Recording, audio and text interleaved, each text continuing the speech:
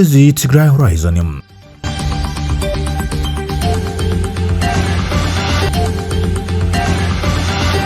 ኣብ አዲስ አበባ ዝተጓዓዘ ጉጅለ ልኡኽ ላዕለዎት ሰበስልጣናት ትግራይ እንታይ ገጢሞም ካብ ኣፍ ደገ ቤተ መንግስቲ ተመለሱ ዝተባሃሉ ሰበስልጣናት ህወሓት ዝምልከት ሓበሬታ ሒዝና ኣለና። ኣቃልቡ ዓለም ኣብ ምብራቃዊ ኣውሮፓ ከምኡን ማእኸላይ ምብራቅን ኮይኑ ኣብ ዝበሃለል ዘሎ ኣብ ዞባ መስመር ቀይሕ ባሕርን ቀርና ኣፍሪቃን ኣዝዩ ሓደገኛ ምዕባለ ተቐልቂሉ ተባሂሉ ብዛዕባ እዚ ዝሓዝናዮ ሓበሬታ እውን ኣሎም። ሓደ ኤርትራዊ ስደተኛ ኣብ ትሕቲ ቀይዲ ፖሊስ ምስ ኣተወ ከም ዝመተውን እናተገለጸ እዩ። ሕብረት ኣውሮፓ ዝደስከለ ንብረት ሩስያ ንከይትንከፍ ዩክሬን ድማ 9 ቢልዮን ዩሮ ልቃሕ ከም ዝህብ ተሰማሚዑሎም። صحفي دحنة هاجر أمريكا بزعبا بروجرام ديفي زملكة وسانة ناب كفلي إميجريشن تهاجر زلاخته وسانة مسرت بمقبارون عزرابي زينا تسمع لهم أمريكا بروجرام ديفي مسرت بمقبار حدوش وسانة كم زحزتنا تجلس أزلو بزعبا يوم كنا نبروك منا سبسكرايب لايك شير ناقبركم زينا تتنا كسب مودات تخطاتهم.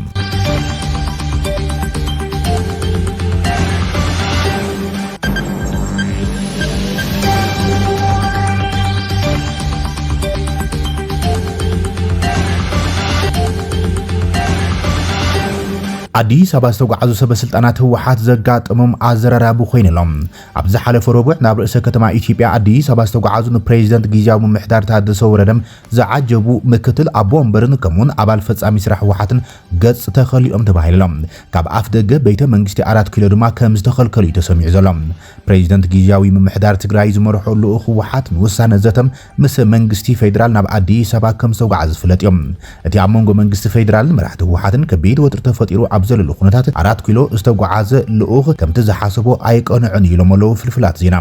قدما مستر ابي احمد بن بريزيدنت جنرال تادس وردت راحي كزرارب كالوتكم اي زراربنيه كم زبولومي تفليت زلام بزي دما مكتل ابومبر هوحاتن مكتل ابومبر ግምትን አቶ አማኒል አሰፋን አባል ፈጻሚ ስራሕ ወሓት ዝኾነ አቶ ተክላይ ገብረመድህን ከምውን ሓላፊት ምትሕባር ልምዓት ፋይናንስ ጊዜያዊ ምምሕዳር ዶክተር ምሕረት በየነን ናብ ቀጽሪ ቤተ መንግስቲ ከያአቱ ክምለሱ ከም ዝተገብረም ኢትዮ ፎረም ካብ ፍልፍላተይ ዝተላኣኸና ሓበሬታ ብምባር ጸብጽባላ በዚ ድማ ቀድማ ሚኒስትር አብይ አሕመድ ንጀነራል ታደሰ ወረደ ጥራሕ ተቀቢሉ ከም ዝራረበ እታ ፍልፍል ሓቢራላ ክልቲኦም ኣብ ዘካይድዎ ዝርብ ብዝርዝር ዘይጠቀሰት እታ ፍልፍል ግን ድማ እቲ በጀት ንሰራሕተኛት መንግስቲም ክልቀቕ ኣብ ሓራ መሬት ዝንቀሳቐሱ ዕጡቃት كيتوكسنا زبلام كلتا نتبتات ومحصنتات جنرال تادس ورده نحلقو قدما مستر ابي احمد كمستو محصنو عمل كيتالام قدما مستر ابي احمد دما نمينستري اوف فاينانس ايثيوبيام بجت دتግራይ ክልቀ ደብዳቤ ጽሒፉሎም ኢላም እቶም ቀድማይ ሚኒስትር ዝኸልከሎም አቶ አማኒልን አቶ ተክላይ ገብረመድህን ድማ ምስ ፊልድ ማርሻል ብርሃኑ ጁላ ተራኺቦም ክትብልያም እታ ፍልፍል ጸብጽባ ዘላም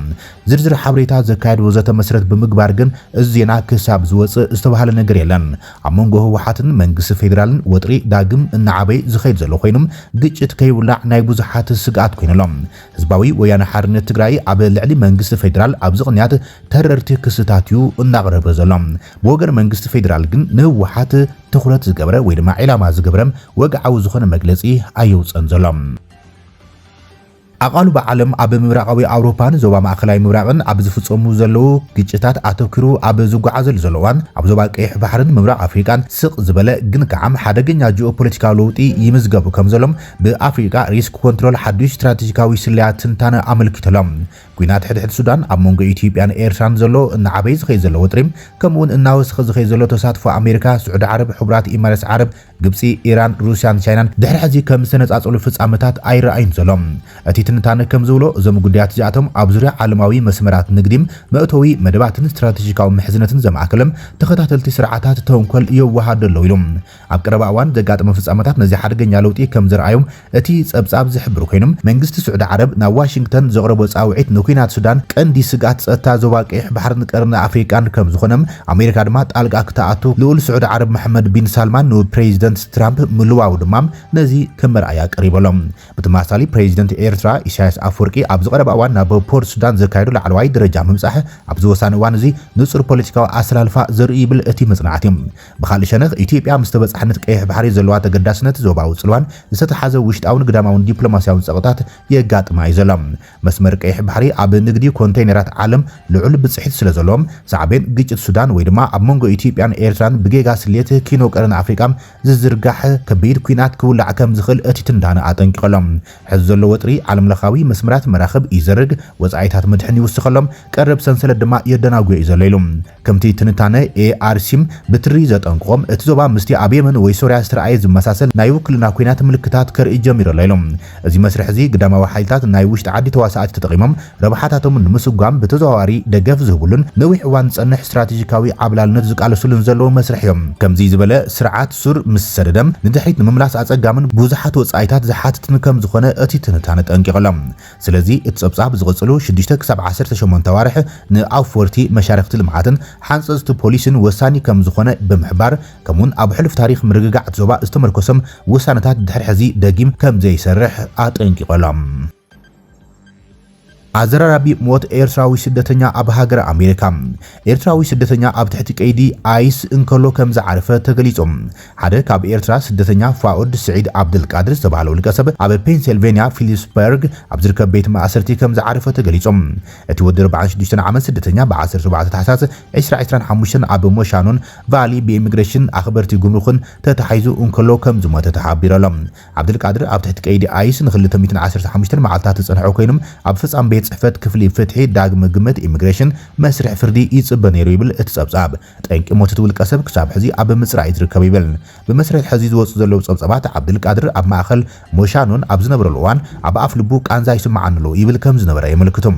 ኣብቲ ግዜ ሰራሕተኛታት ሕክምና እቲ መሳለጥያ ናብ ክፍሊ ሕክምና ወሲዶሞም ይኹን እምበር ብህይወት ክተርፍ ኣይከኣለን ተባሂሎም ፖሊስ ግዛኣት ፔንሲልቬንያ መርማሪ ሬሳም ምምሕዳር ክሊር ፊልድን ጠንቂ እቲ ሞት ይምርምሮ ኣሎ ኢሎም አብዱልቃድር ብ15 መጋቢት 1979 ኣብ ሪያድ ስዑድ ዓረብ ዝተወለደም ኤርትራዊ ዜጋ እዩ ብ30 ማይዛ 2018 ኩነታት መንበሪም ናብ ሕጋዊ ቋሚ ነባሪ ከም ዝቀይሮ ይግለጽ መዛግብቲ ከም ዝሕብርዎ ክሳብ ሕዚም ዜግነት ኣሜሪካ ንምርካብ ሕቶ ኣይቕረበን ጸኒሖም ብ3 ማይዛ 2024 ድማ ቤት ፍርዲ ምምሕዳር ሰሜናዊ ኦሃዮም ንዓብዱልቃድር ብምትላል ብስርቂ ገንዘብን ህዝብን ን21 ነዋርሕ ክእሰር ፈሪድዎም እቲ ቤት ፍርዲ ጠቕላላ ልዕሊ $10,000 ከም ዝተጠፋፈአ እውን ይገልጽ ብሓምለ 2024 ካብቲ ቤት ማእሰርቲ ወፂም ናብቲ ማእኸል ምጽራይ መስርሕ ስደተኛት ከም ዝወሰደም ሓበሬታ ኢሚግሬሽን ኣኽበርቲ ጉምሩኽን የመልከት ኣብቲ ሃገር ኣብ ልዕሊ ዘይሕጋውያን ስደተኛት ሰፊሕ ስጉምቲ ይውሰድ ከም ዘሎ ይፍለጥ እዮም ቅድሚ 2 ሰሙን ሓደ ኣፍጋናዊ ስደተኛም ኣብ ዋሽንግተን ዲሲ ንኽልተ ኣባላት ሃገራዊ ሓለዋ ኣሜሪካ ብጥይት ወቂዖም ሓደ ሞይቱ እቲ ካልእ ድማ ብከቢድ ቆሲሎም ንዑ ስዒቡ ምምሕዳር ትራምፕ መስርሕ ዕቁባ ኣፍጋናውያን ዝርከብዎም ስደተኛት ደው ክብል ብምግባር በዝሒ ዘይሕጋውያን ስደተኛት ንምድራት ስጉምታት ይወስደሎም ምምሕዳር ትራምፕ ሕጋዊ ሰነዳት ዘለዎም ዜጋታት ኤርትራን ሶማልያን ሓዊሱ ካብ 19 ሃገራት ዝመጹም ናይ መንበሪ ናይ ስራሕ ፍቃዶም ክግምግም ምዃኑ እውን ኣፍሊጦም ብተወሳኺ ካብ ኩለን ሃገራት ንዝቐርብ ሕቶ ዕቁባ ብዘይተወሰነ እዋን ደው ኣቢሎም እቲ ፕሬዚደንት ካብ ሃገራት ሳልሳይ ዓለም ንዝመፁ ስደተኛት ቋሚ እገዳ ክገብር መደብ ከም ዘለዎ ገሊጾም ነስዒቡ ኣብ ዝሓለፉ መዓልታት ክፍሊ ድሕነት ኣሜሪካ ኢትዮጵያውያን ኤርትራውያን ዝርከብዎም ካብ መላእ ዓለም ዝተፈላለዩ ገበናት ዝፈጸሙ ዝተባሃሉ ኣዝዮም ሓደገኛታት ስደተኛት ተባሂሎም ዝቑፀሩ ውልቀ ሰባት ዝርዝር ኣውፅኦምሎም ፕሬዚደንት ትራምፕ ዝሓለፈ ዓመት ጎስጓስ ዳግመ ምርጫ ካብ ዝጅምር ኣትሒዙም ጽኑዕ ቁፅሪ ኢሚግሬሽን ክገብርን ኣብ ታሪኽ እቲ ሃገር ዝዓበየ ወፍሪ ምስጓግ ከካይድ ምዃኑ ብተደጋጋሚ ይዛረብ ናብ ዋይት ሃውስ ኣብ ዝተመላሰላ መዓልቲ ድማ ነሱ ስጉምቲ ግብራዊ ክገብር ጀሚሩ ካብ ኣሜሪካ ዘይሕጋውያን ስደተኛት ምእሳርን ምስጓጉን ሓዊሱም ናይ ቪዛ መገሻን ገደብ ተግባራዊ ገይሮምሎም መንግስቲ ኣሜሪካ ጸጥታ ዶባቱ ብምሕያል ኣብ ውሽጢ ሃገር ሰፊሕ ፍተሻት ብምካድን ኣብ ልዕሊ ስደተኛት ስጉምቲ እናወሰደ እዩ ተወሳኺ ስደተኛት ናብ ዓዶምን ሳልሳይ ሃገራትን ብወታደራዊ ነፈርቲ ክሰጉጉ ተራእዮም ኣብ ጉንበት ኣማኻሪ ድሕነት ሃገር ስቲቨን ሚለር ምምሕዳር ትራምፕ ኣብ መዓልቲ 3000 ሰነዳት ዘይብሎም ስደተኛት ንምእሳር መደብ ከም ዘለዎ ፍሊጥ ነይሮም መረዳእታ ዩኒቨርሲቲ ሲራክስ ከም ዘመልክቶ ክሳብ መፋርቕ ሕዳር ልዕሊ 65,000 ሰባት ብኣኽበርቲ ሕጊ ኢሚግሬሽንን ግምሩክን ተኣሲሮም ከም ዝነበሩ የመልክት እዚ ከምዚ ኢሉ እንከሎ ድማ ጸሓፊ ድሕነት ሃገር ኣሜሪካ ክሪስቲን ኖኦም ነቲ ብተለምዶ ዲቪ ፕሮግራም ዝፍለጥ ፕሮግራም ቪዛ ዳይቨርሲቲ ኢሚግራንት ደው ኣቢላቶም እቲ ምእጋድ ምስ ኣንፈት ፕሬዚደንት ኣሜሪካ ዶናልድ ትራምፕ ዝሰማማዕ ከም ዝኾነም እታ ጸሓፊት ገሊጻላ እቲ ኣብ ዓመት ብዓሰርታት ኣሽሓት ዝቑፀሩ ሰባት ካብ ካልኦት ሃገራት ናብ ኣሜሪካ ከኣቱን ክነብሩን ዘኽእሎም መደብ ምቁራጽ ውሳነም ነቲ ብሰንበትን ሶኒን ኣብ ክልተ ዩኒቨርሲቲታት ኣሜሪካ ዝተፈጸመ ተኹሲ ምላሽ ንምሃብ ምዃኑ ይግለጽ። ጸሓፊት ውሽጣዊ ድሕነት ኣሜሪካ ክሪስቲን ኖዋም ኣብ ትዊተር ገጻ ተመሳሳሊ መልእኽቲ ተስፊራላ። እቲ ናይ ብራውን ዩኒቨርሲቲ ተኹሲ ዝኸፈተ ውልቀ ሰብ ብዲቪ ፕሮግራም ኣቢሉ ናብ ኣሜሪካ ከም ዝኣተወ ዝገለጸት እታ ሚኒስተር ኣብ ተመሳሳሊ መልእኽቲ እዚ እኩይ ውልቀ ሰብ ኣብ ሃገርና ክኣቱ ፈጺሙ ክፍቀደሉ ኣይነበሮን ኢላ። ጸሓፊት ድሕነት ውሽጢ እቲ ሃገር ነቲ እገዳ ናብ ኣገልግሎት ዜግነት ኢሚግሬሽንን ኣሜሪካ ከም ዘመሓላለፈቶም ኣሜሪካውያን ብፕሮግራም ዲቪ ዝያዳ ከይውድም ንምርግጋጽ ምዃኑ ኣፍሊጣ። እቲ እገዳ ነቲ ኣብ ዓመት ልዕሊ 55,000 ዜጋት ዝተፈላለዩ ሃገራት ኣብ ኣሜሪካ ብቋምነት ክሰፍሩ ዘኽእሎም መደብ ከብቅዕ እዩ። ሚኒስትሪ ጉዳያት ወጻኢ ኣሜሪካ ኣብ 2025 ኣስታት 20 ሚልዮን ሰባት ንመደብ ዲቪ ከም ዘመልከቱ ይግመት። በዝሕቶም ብቑዓት ዝነበሩ ሰባት ደቆምን መጻምድቶምን ሓዊሶም 131,060 ምዃኑ እቲ ክፍሊ ይሕብር። ኣብዚ ዓመት ብመንጽር ኣመልከቲ ዲቪም ኣልጀርያ፣ ግብፅን ሱዳን ኣብ ቅድሚ ዝስርዓ 3 ሃገራት ኣፍሪቃ እየን። ኣብቲ ዝርዝር ኢትዮጵያ 3674 ኣመልከቲ ዲቪም ብመሓዝ ኣብ 7ይ ደረጃ ተሰሪዓላ። ኣብ 4ይ፣ 5ይ፣ 6ይ ደረጃ ዝመጽኣ ሃገራት ኬንያን፣ ሞሮኮን ካሜሩን እየን። ዓለምለኸ ማዕከናት ዜና ከም ጸብጸቦም ጠበቃታት ኣንጻር እገዳ ፕሮግራም ዲቪም ክሲ ከቕርቡ ተጽቢት ይግበር። እቶም ክስታት እቲ ፕሮግራም ቪዛ ናይ ፌደራል ሕጊ ብምዃኑን እቲ እገዳ ብዘይ ፍቃድ ኮንግረስ ዝተገበረ ምዃኑን ዝተመስረተ እዩ። ቅድሚ እቲ እገዳ እውን እንተኾነ ብምሕዳር ፕሬዚደንት ትራምፕ ስደተኛታት ናብ ኣሜሪካ ከይኣትዉ ንምግዳብ ሓያሎ ስጉምታት ክወስድ ጸኒሖም። እዞም ስጉምታት እዚኦም ካብ 19 ሰክፍታት ዘለውን ሃገራት ዝመጹ ዜጋታት ግሪን ካርድ ዳግማይ ምምርማርን ኣሽሓት ቪዛ ተምሃሮ ምስራዝን ይርከብዎም። ሕብረት ኣውሮፓ ዝደስከለ ንብረት ሩስያ ክንከይተንከፈ ዩክሬን 9 ቢልዮን ዩሮ ልቓሕ ክህብ ተሰማሚዖም። ዝደስከለ ሒሳባት ሩስያ ንምጥቃም ክሰማምዑ ዘይካሎም መራሕቲ ሕብረት ኣውሮፓ ንዩክሬን 9 ቢልዮን ዩሮ ወይ ድማ 105 ቢልዮን ዶላር ልቓሕ ንምሃብ ተሰማሚዖም። እቲ ንዝቕጽሉ 2 ዓመታት ንወተሃደራውን ቁጠባውን ድሌታት ዩክሬን ዘማልዩ ዝበልዎ ስምምዕነት ኣብ ብራስልስ ልዕሊ 1 መዓልቲ ድሕሪ ምዝራቦም ዝተበጽሐ ስምምዕነት እዮም። ሓላፊ ሕብረት ኣውሮፓ አንቶኒዮ ኮስታም ዝኣተናዮ ቃል ፈጺምና ኣለና ክብል ብናይ ሓባር በጀት ናይቲ ውድብ ዝተደገፈ ልቓሕ ንምሃብ ከም ዝተሰማምዑ ኣብ ኤክስ ገሊጾሎም። ፕሬዚደንት ዩክሬን ቮሎዲሚር ዜለንስኪ መራሕቲ 200 ቢልዮን ዩሮ ዝደስከለ ሃብትታት ሩስያ ክጥቀምሉ ጠሊቡካ እንተነበረም እታ ሰፊሕ ክፋል ናይቲ ጥረ ገንዘብ ዝርከበላ ቤልጅየም ግን ውሕስነት ናይ ምኽፋል ሓላፍነት ከቕርባ ጠሊባ። እዚ ከምዚ ኢሉ እንከሎ ፕሬዚደንት ፈረንሳይ ኢማኑኤል ማክሮን ኣውሮፓ ምስ ፕሬዚደንት ሩስያ ቭላድሚር ፑቲን ዳግማይ ዝርርብ ክትጅምር ጠቓሚ ክኸውን ዝብል እምነት ከም ዘለዎ ገሊጾሎም። ኣብዚ ዘተን ምስታፍ ቁኑዕ ማዕቀፍ ምርካብ ከም ኤውሮፓውያንን ዩክሬናውያን ንረብሓና እዩ ዝብል እምነት ኣለኒ ዝበለ ማክሮን ኣውሮፓውያን ኣብ ዝቕጽሉ ሰሙናት ነዚ ዝገብርሉ መንገዲ ክረኽቡ ከም ዘለዎም ገሊጾም። መራሕቲ ሕብረት ኣውሮፓ ዝደስከለ ንብረት ሩስያ ኣብ ክንዲ ምጥቃም ብጥረ ገንዘብ ብምልቃሕ ንዩክሬን ልቓሕ ክህቡ ምውሳኖም ህውከትን ምፍላይን የርሕቑ ምህላዎም ዘርእዩ ክብል ቀዳማይ ሚኒስትር ቤልጅየም ባርት ዶቬር ገሊጾም። ዶቬር ወሲኹ ሓድነትና ሒዝና ቀጺልና ኢሉ ዩክሬን ጥረ ገንዘብ ካብ ትውድእ ኣዋርሕ ድሕሪ ምጽናሕ ክሳብ ጸድያ እንተዘይረኺባ ፍርያት ሰብኣዊ ኣልቦ ነፈርቲ ክትቅንስ ከም ዘለዎም ዜለንስኪ ገሊጹ ነይሮም። ሕብረት ኣውሮፓ ዩክሬን ንዝቕጽሉ 2 ዓመታት ከጽንሓ ዝኽእል ተወሳኺ 135 ቢልዮን ዩሮ ከም ዘድልያ ብምግማት እቲ ሕጽረት ገንዘብ ኣብ ወርሒ መያዝያ ክጅምር ምዃኑ ኣተንቢዮም። ነዚ ውጥን ዝደፍአ ቻንስለር ጀርመን ፍሬድሪክ መርዝ እቲ ናይ መወዳእታ ውሳነ ናይቲ ልቓሕ ንፑቲን ንጹር ምልክት ዝሰድድ እዩ ኢሉ። ሩስያ መራሕቲ ሕብረት ኣውሮፓ ገንዘባ ከይጥቀሙ ኣጠንቂቓ እኳ እንትነበረት ቀዳማይ ሚኒስትር ፖላንድ ዶናልድ ቱስክ ግን ነዚ ኣጸጋሚ ኩነታት ዕዉት ብዝኾነ መንገዲ ከኣልይዎ ከም ዘለዎም ገሊጾም። እቲ ስምምዕነት ፕሬዚደንት ኣሜሪካ ዶናልድ ትራምፕ ንኩናት ሩስያ ንምውዳእ ቁልጡፍ ስምምዕነት ክግበር ኣብ ዝደፍኣሉ ዘሎ እዋን እዩ ኣዝዩ ኣገዳሲ ዝኾነ ዲፕሎማስያዊ ምዕባለ ተባሂሉ። ሰበስልጣን ኣሜሪካን ሩስያን ኣብ መወዳእታ ዝሰሙን ኣብ ሚያሚ ተራኺቦም ብዛዕባ ውጥን ሰላም ተኹሲ ዝርብ ክገብሩ ምዃኖም ሓደ በዓል ስልጣን ዋይት ሃውስ ንማዕኸን ዜና ኤኤፍፒ ገሊጾም።